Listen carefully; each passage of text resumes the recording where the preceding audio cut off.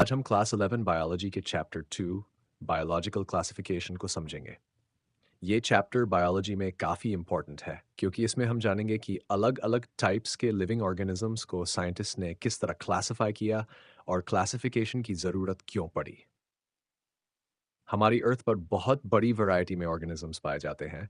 कुछ ऑर्गेनिजम्स बहुत छोटे होते हैं जैसे बैक्टीरिया, जबकि कुछ बहुत बड़े होते हैं। कुछ ऑर्गेनिजम्स अपना फूड खुद बनाते हैं, कुछ दूसरे ऑर्गेनिजम्स से फूड लेते हैं और कुछ डेड ऑर्गेनिक मैटर पर डिपेंड करते हैं।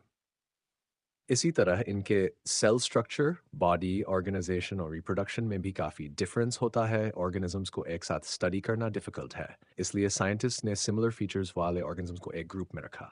इसी प्रोसेस को बायोलॉजिकल क्लासिफिकेशन कहते हैं। बायोलॉजिकल क्लासिफिकेशन की स्टार्टिंग में ऑर्गेनिजम्स को बहुत सिंपल बेसिस पर क्लासिफाई किया जाता था। एरिस्टोटल ने ऑर्गेनिजम्स को उनके हैबिटेट और फिजिकल फीचर्स के बेसिस पर क्लासिफाई करने की कोशिश की, लेकिन ये सिस्टम ज़्यादा सेटिस्फैक्टरी नहीं था। इसके बाद कैरोलस लिनियस ने टू किंगडम क्लासिफिकेशन दिया। इसमें सभी ऑर्गेनिजम्स को किंगडम्स में रखा था, प्लांटी और एनिमैलिया। लेकिन जैसे जैसे साइंटिस्ट को सेल्स, माइक्रो ऑर्गेनिजम्स और ऑर्गेनिजम्स की डाइवर्सिटी के बारे में ज़्यादा इन्फॉर्मेशन मिली, ये सिस्टम इंसफिशिएंट लगने लगा।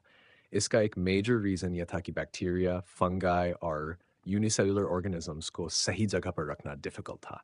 इसके बाद क्लासिफिकेशन सिस्टम्स में लगातार चेंजेस किए गए। Finally RH. व्हिटेकर ने 1969 में फाइव किंगडम क्लासिफिकेशन प्रपोज किया। व्हिटेकर ने ऑर्गेनिजम्स को 5 किंगडम्स में डिवाइड किया: मोनेरा, प्रोटिस्टा, फंजी, प्लांटी और एनिमैलिया। व्हिटेकर ने क्लासिफिकेशन के लिए सिर्फ एक फीचर को कंसिडर नहीं किया। उसने cell structure, body organisation, mode of nutrition, reproduction और फाइलोजेनेटिक रिलेशनशिप जैसे फैक्टर्स को कंसिडर किया। अब सबसे पहले बात करते हैं किंगडम मोनेरा की। किंगडम मोनेरा में प्रोकैरियोटिक ऑर्गेनिजम्स आते हैं। इसका मतलब है कि इनके सेल्स में ट्रू न्यूक्लियस एब्सेंट होता है। इनका जेनेटिक मटेरियल न्यूक्लियर मेम्ब्रेन से सराउंडेड नहीं होता। मोनेरन सेल्स में मेम्ब्रेन बाउंड ऑर्गेनेल्स भी एब्सेंट होते हैं, यानी इनमें mitochondria, endoplasmic reticulum, Golgi apparatus और क्लोरोप्लास्ट जैसे मेम्ब्रेन बाउंड ऑर्गेनेल्स नहीं पाए जाते। मोनेरा के ऑर्गेनिजम्स जनरली यूनिसेलुलर होते हैं। इस किंगडम का सबसे कॉमन एग्जाम्पल बैक्टीरिया है। बैक्टीरिया लगभग हर जगह पाए जाते हैं। ये soil, water, air, hot springs, acidus environments और लिविंग ऑर्गेनिजम्स के बॉडी में भी पाए जा सकते हैं। बैक्टीरिया की शेप अलग-अलग हो सकती है, को कोक्सी कहा जाता है। रॉड शेप बैक्टीरिया को बसिली कहा जाता है। कॉमा शेप्ड बैक्टीरिया को विब्रियोस और स्पाइरल शेप बैक्टीरिया को स्पिरुला खाता है।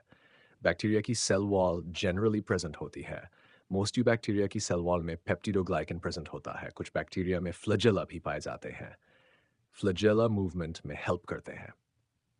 बैक्टीरिया में न्यूट्रिशन के अलग-अलग मोड्स पाए जाते हैं। कुछ बैक्टीरिया ऑटोट्रोफिक होते हैं और अपना फूड खुद बनाते हैं। कुछ हेटेरोट्रोफिक होते हैं और दूसरे सोर्सेज से न्यूट्रिशन लेते हैं। ऑटोट्रोफिक इंपॉर्टेंट टाइप्स के होते हैं। कुछ फोटो ऑटोट्रोफिक होते हैं और लाइट एनर्जी का यूज़ करते हैं। कुछ कीमो ऑटोट्रोफिक होते हैं और इनऑर्गेनिक सब्सटेंस के ऑक्सीडेशन से एनर्जी ऑब्टेन करते हैं। हेटेरोट्रोफिक बैक्टीरिया में कुछ सेप्रोफाइटिक होते हैं, कुछ पैरासिटिक और कुछ सिम्बायोटिक होते हैं। बैक्टीरिया हमारे लिए यूज़फुल भी हो सकते हैं। ये डिकम्पोजिशन में हेल्प करते हैं और कुछ बैक्टीरिया नाइट्रोजन फिक्सेशन जैसे इंपॉर्टेंट प्रोसेसेस में भी रोल प्ले करते हैं। लेकिन कुछ बैक्टीरिया डिजीजेस भी कॉज करते हैं। बैक्टीरिया में रिप्रोडक्शन मेनली बाइनरी फिशन से होता है। इसमें एक बैक्टीरियल सेल डिवाइड होकर 2 डॉटर सेल्स बना देता है। अब मोनेरा के इंपॉर्टेंट ग्रुप्स को समझते हैं। सबसे पहले हैं आर्चीबैक्टीरिया। ऐसी वैसे बैक्टीरिया है जो एक्सट्रीम कंडीशंस भी सर्वाइव कर सकते हैं। बहुत ज़्यादा टेम्परेचर, हाई सॉल्ट कॉन्सेंट्रेशन या ऑक्सीजन की कमी जैसी कंडीशंस में पाए जा सकते हैं।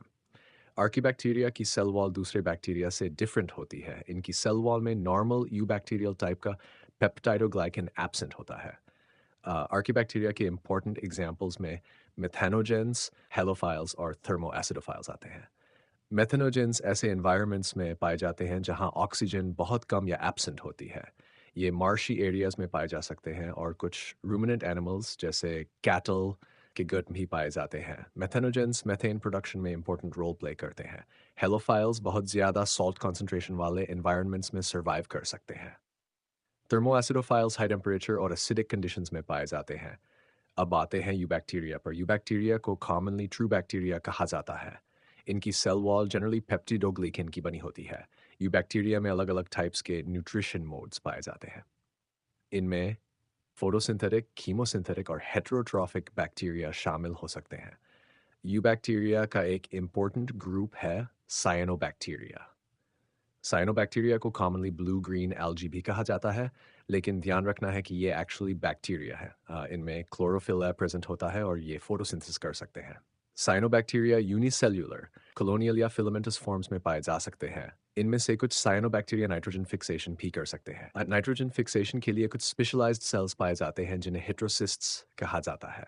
इंपॉर्टेंट एग्जाम्पल्स है नोस्टॉक और अनाबाइना। साइनोबैक्टीरिया aquatics एनवायरनमेंट्स में इंपॉर्टेंट प्रोड्यूसर्स की तरह वर्क करते हैं। कुछ साइनोबैक्टीरिया वाटर बॉडीज में बहुत ज़्यादा ग्रो कर सकते हैं। अब मोनेरा का एक बहुत इंपॉर्टेंट ऑर्गेनिज्म है माइकोप्लाज्मा। माइकोप्लाज्मा की सबसे इंपॉर्टेंट फीचर है कि इसमें सेल वॉल कंप्लीटली एब्सेंट होती है। सेल वॉल एब्सेंट होने के कारण माइकोप्लाज्मा अपना शेप इजीली चेंज कर सकता है। माइकोप्लाज्मा बहुत छोटे विंग सेल्स में से इसे एक है और इसके कुछ मेंबर्स पैथोजेनिक भी हो सकते हैं। इसलिए नीट के लिए एक लाइन बहुत अच्छी तरह याद रखो, माइकोप्लाज्मा में सेल वॉल एब्सेंट होती है। किंगडम प्रोटिस्टा की। प्रोटिस्टा में मेनली यूनिसेल्युलर यूकैरियोटिक ऑर्गेनिजम्स आते हैं। इसका मतलब है कि इनके सेल्स में ट्रू न्यूक्लियस प्रेजेंट होता है और मेम्ब्रेन बाउंड ऑर्गेनेल्स भी पाए जाते हैं। मोस्ट प्रोटिस्ट्स aquatic होते हैं। ये फ्रेश वाटर और मरीन एनवायरनमेंट्स दोनों में पाए जा सकते हैं। कुछ प्रोटिस्ट्स मूवमेंट के लिए फ्लैजेला, सिलिया या सूडोपोडिया का यूज़ करते हैं। एनसीईआरटी में प्रोटिस्टा के अंदर मेनली क्रेसोफाइट्स, डाइनोफ्लैजेलेट्स, यूग्लिनॉइड्स, स्लाइम मोल्ड्स और प्रोटोजोन्स को डिस्कस किया गया है। अब सबसे पहले हैं क्रिसोफाइट्स। क्रिसोफाइट्स में डायटॉम्स और गोल्डन एल्गी शामिल होते हैं। ये फ्रेश वाटर और मरीन एनवायरनमेंट्स दोनों में पाए जाते हैं। डायटॉम्स में से इंपॉर्टेंट फीचर उनकी सेल वॉल है। इनकी सेल वॉल से बनी होती डायटॉम्स की cell wall two overlapping shells की तरह होती है। एनसीईआरटी में इसे सोप बॉक्स टाइप स्ट्रक्चर से कंपेयर किया गया है। डायटॉम्स aquatic इकोसिस्टम्स में बहुत इंपॉर्टेंट ऑर्गेनिजम्स हैं। ये इंपॉर्टेंट प्रोड्यूसर्स की तरह काम करते हैं और aquatic फूड चेन में इनका इंपॉर्टेंट होता है। डायटॉम्स की सिलिका रिच सेल वॉल्स आसानी से डिकम्पोज नहीं होती। इनके डेड रिमेन्स लंबे टाइम तक जमा होते रहते हैं। इन रिमेन्स के जमा होने से डायटोमस अर्थ बनता है। डायटोमेसिस अर्थ का यूज़ पॉलिशिंग, फिल्ट्रेशन और कई इंडस्ट्रियल पर्पसेस में किया जा सकता है। अब आते हैं डाइनोफ्लैजेलेट्स पर। डाइनोफ्लैजेलेट्स मोस्टली मेरीन ऑर्गेनिजम्स होते हैं। इनकी बॉडी के बाहर जनरली सेल्यूलोज प्लेट्स प्रेजेंट होती हैं। इनमें जनरली टू फ्लैगेला पाए जाते हैं कि अरेंजमेंट की वजह से ये वाटर में घूम सकते हैं। कुछ डाइनोफ्लैजेलेट्स फोटोसिंथेटिक होते हैं।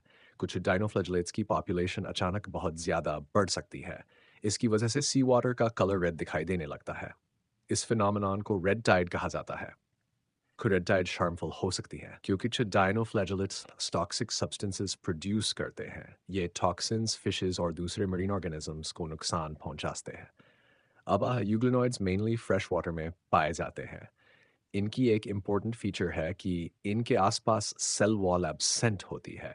इसके बाहर एक प्रोटीन रिच लेयर होती है जिसे पेलिकल कहा जाता है। पेलिकल की वजह से यूग्लिनॉइड्स का बॉडी फ्लेक्सिबल रहता है। यूग्लिना इसका सबसे क्लोरोप्लास्ट प्रेजेंट होता है। इसलिए जब लाइट अवेलेबल होती तो ये फोटोसिंथेसिस करके अपना फूड बना सकता है। लेकिन जब लाइट अवेलेबल नहीं होती तब ये हेटेरोट्रॉफिक मोड से न्यूट्रिशन ले सकता है। इसलिए यूग्लिना को मिक्सोट्रॉफिक ऑर्गेनिज्म कहा जाता है। अब आते हैं स्लाइम मोल्ड्स पर। Slime moulds generally saprophytic protist होते हैं। ये डिकेइंग ऑर्गेनिक मैटर पर ग्रो करते हैं। जब कंडीशंस फेवरेबल होती हैं तो ये एक मल्टीन्यूक्लिएट मास बना सकते हैं जिसे प्लाज्मोडियम कहा जाता है। ये प्लाज्मोडियम बिना सेल वॉल के अमीबा जैसी मूवमेंट कर सकता है और फूड मटेरियल अब्जॉर्ब करता है। जब कंडीशंस अनफेवरेबल हो जाती हैं तो स्लाइम मोल्ड्स फ्रूटिंग बॉडीज बना सकते हैं। इन फ्रूटिंग बॉडीज में स्पोर्स बनते हैं। इनके स्पोर्स बहुत रेजिस्टेंट होते हैं और लंबे टाइम तक सर्वाइव करते हैं। फेवरेबल कंडीशंस आने पर ये जर्मिनेट कर सकते हैं। अब बात करते हैं प्रोटोजोन्स की। प्रोटोजोन्स जनरली यूनिसेल्युलर हेटेरोट्रॉफिक प्रोटिस्ट्स होते हैं।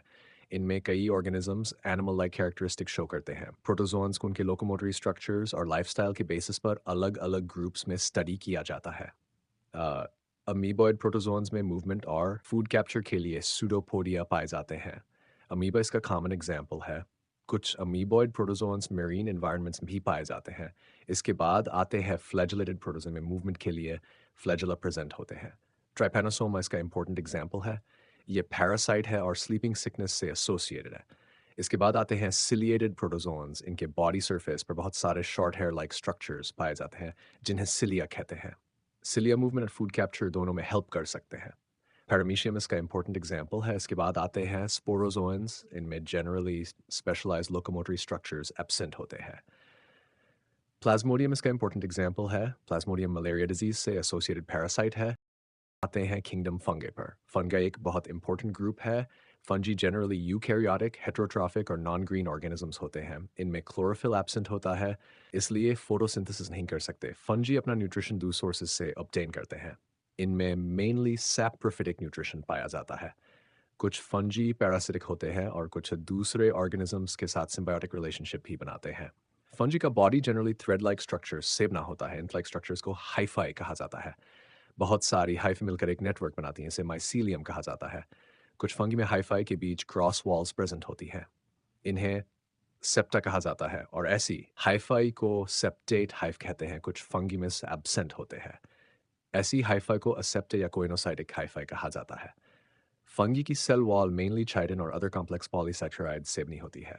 फंगी में रिप्रोडक्शन 3 वेज से होता है: वेजिटेटिव रिप्रोडक्शन, सेक्सुअल रिप्रोडक्शन और सेक्सुअल रिप्रोडक्शन। वेजिटेटिव रिप्रोडक्शन में फ्रैगमेंटेशन, बडिंग और फिशन जैसे मेथड्स देखे जा सकते हैं। Asexual reproduction generally different types के स्पोर्स के थ्रू होता है। सेक्सुअल रिप्रोडक्शन में 3 इंपॉर्टेंट इवेंट्स होते हैं: प्लाज्मोगमी, कारियोगमी और मियोसिस।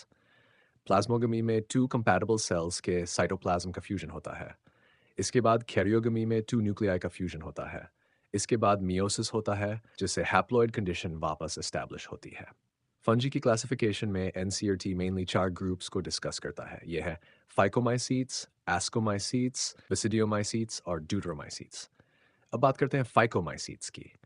फाइकोमाइसीट्स के मेंबर्स जनरली एक्वाटिक हैबिटेट्स या मॉइस्ट प्लेसेस में पाए जाते हैं। इनकी हाइफाई जनरली एसेप्टेट और कोइनोसाइटिक होती है। एसेक्सुअल रिप्रोडक्शन जनरली जूस्पोर्स या अप्लानोस्पोर्स के द्वारा हो सकता है। सेक्सुअल रिप्रोडक्शन में जाइगोस्पोर फॉर्मेशन हो सकती है। इंपॉर्टेंट एग्जाम्पल्स हैं म्यूकर, राइजोपस और अल्बुगो। राइजोपस कॉमनली ब्रेड मोल्ड के रूप में जाना जाता है। अब आते हैं एस्कोमाइसीट्स पर। एस्कोमाइसीट्स को सैक फंज भी कहा जाता है। इनमें सेक्सुअल स्पोर्स एस्कस नामक सैक लाइक स्ट्रक्चर के अंदर बनते हैं। बहुत सारे ऐसी मिलकर फ्रूटिंग बॉडी बना सकते हैं, जिसे एस्कोकार्प कहा जाता है। एस्कोमाइसीट्स में एसेक्सुअल रिप्रोडक्शन जनरली कनिडिया के द्वारा होता है। इंपॉर्टेंट एग्जाम्पल्स हैं एस्परजिलस, पेनिसिलियम, क्लाविसेप्स और न्यूरोस्पोरा। सैक्रोमाइसिस भी एस्कोमाइसीट्स का इंपॉर्टेंट एग्जाम्पल है और इसे कॉमनली यीस्ट कहा जाता है। न्यूरोस्पोरा जेनेटिक्स और रिसर्च के लिए इंपॉर्टेंट ऑर्गेनिज्म है। अब आते हैं बेसिडियोमाइसीट्स पर। बेसिडियोमाइसीट्स में मशरूम्स, ब्रैकेट फंजी और पफ बॉल्स जैसे ऑर्गेनिजम्स आते हैं। इनमें सेक्सुअल स्पोर्स बेसिडिया नामक स्ट्रक्चर्स पर बनते हैं। इन स्पोर्स को बेसिडियोस्पोर्स कहा जाता है। बेसिडिया जनरली फ्रूटिंग बॉडी के अंदर अरेंज्ड होते हैं और इस फ्रूटिंग बॉडी को बेसिडियोकार्प कहा जाता है। बेसिडियोमाइसीट्स में एसेक्सुअल स्पोर्स जनरली एब्सेंट होते हैं। वेजिटेटिव रिप्रोडक्शन फ्रैगमेंटेशन के द्वारा हो सकता है। इंपॉर्टेंट एग्जाम्पल्स है गैरिकस, यूस्टिलागो और पुचिनिया। अगैरिकस कॉमनली मशरूम है। यूस्टिलागो और पुचिनिया प्लांट डिजीजेस से एसोसिएटेड फंगाई हैं। अब आते हैं ड्यूट्रोमाइसीट्स को कॉमनली फंगाई इम्परफेक्टी कहा जाता है। इस ग्रुप में ट्रेडिशनली ऐसे फंगाई रखे गए थे जिनका सेक्सुअल स्टेज नोन नहीं था। इनमें रिप्रोडक्शन मेनली एसेक्सुअल स्पोर्स या कनिडिया के द्वारा होता है। इंपॉर्टेंट एग्जाम्पल्स हैं अल्टरनेरिया, कोलिडोट्रिकम और ट्राइकोडर्मा। जब किसी फंगस की सेक्सुअल स्टेज डिस्कवर हो जाती है, तो उसे अप्रोप्रिएट फंगल ग्रुप में ट्रांसफ़र किया जा सकता है। अब फंगाई से रिलेटेड एक बहुत इंपॉर्टेंट कॉन्सेप्ट है लाइकेंस। लाइकेन कोई सिंगल ऑर्गेनिज्म नहीं है, ये एल्गी और फंगाई का सिम्बियोटिक एसोसिएशन है। लाइकेन में फंगल पार्टनर को माइकोबायोंट और एल्गल पार्टनर को फाइकोबायोंट कहा जाता है। एल्गल पार्टनर फोटोसिंथेसिस करके फूड बनाता है, जबकि फंगल पार्टनर वाटर, मिनरल्स और शेल्टर प्रोवाइड करने में हेल्प करता है। इस तरह दोनों पार्टनर्स एक दूसरे को बेनिफिट देते हैं।